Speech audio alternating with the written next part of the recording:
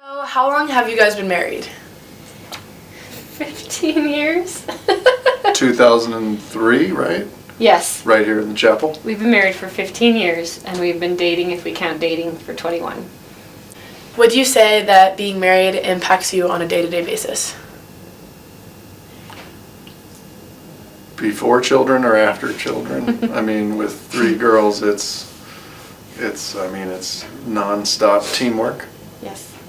I think we have an unusual experience because we both work in the same place, which has been the majority of our careers. And so we have the luxury of being involved in each other's lives. And before we had kids, we would be able to commute together all the time. And now we have to kind of divide and conquer with our kids. Being married is a huge part of my life. It's the same way as when you ask me, well, what's the impact of having kids? I am constantly, absolutely thinking about my role as a wife and mother. It's synonymous with understanding who I am as a person. Are you both Catholic, and were you both Catholic going into marriage?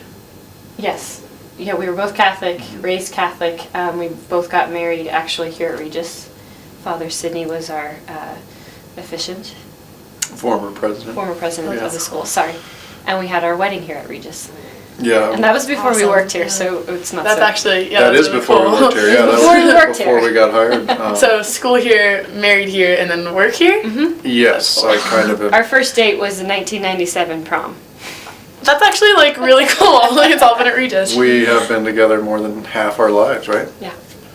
It's Wow. pretty wild. In fact, we used to say that we were married before we were married. It felt like that anyway.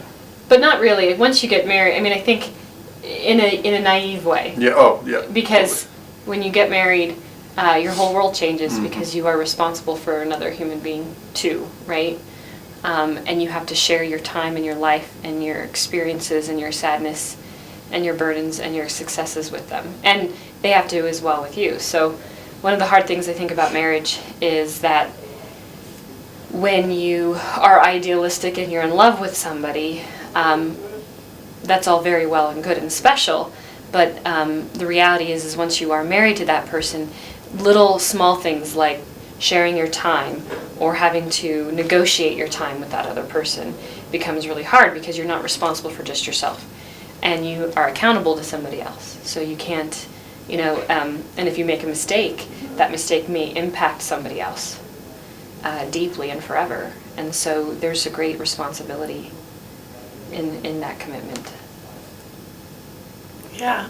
Okay. Sorry, I have awkward transitions. I have to edit this. How would you say that being married has impacted your faith journey?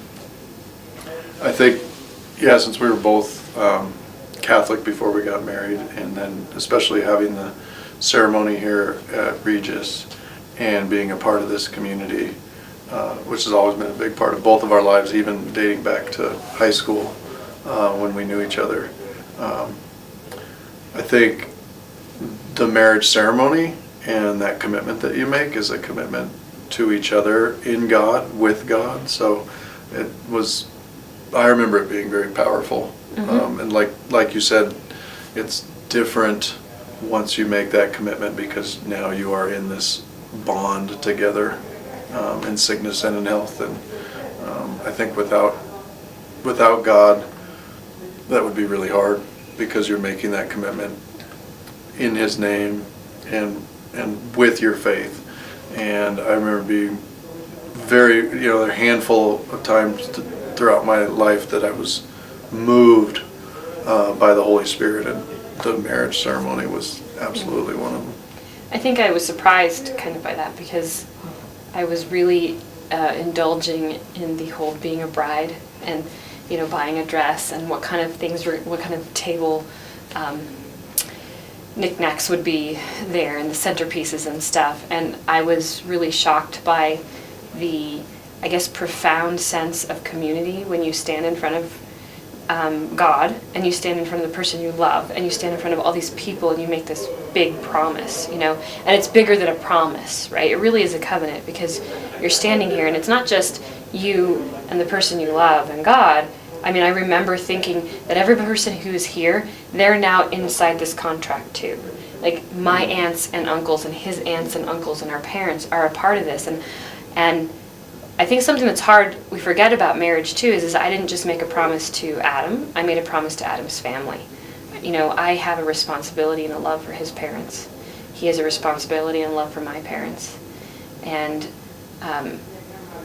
there's something really special about that when it's inside of God. And I think, just speaking personally, there's a lot of times where I think, I mean, I couldn't tell you who I would be without Adam, but I think that there are moments in any challenging and growing up that making that promise with another person, with God, kind of brings you back in, right? Mm-hmm. So when things aren't going well, or sometimes when things are going really well and you get lazy, there's this kind of promise that you made that you're going to be the checks and balance for each other, right?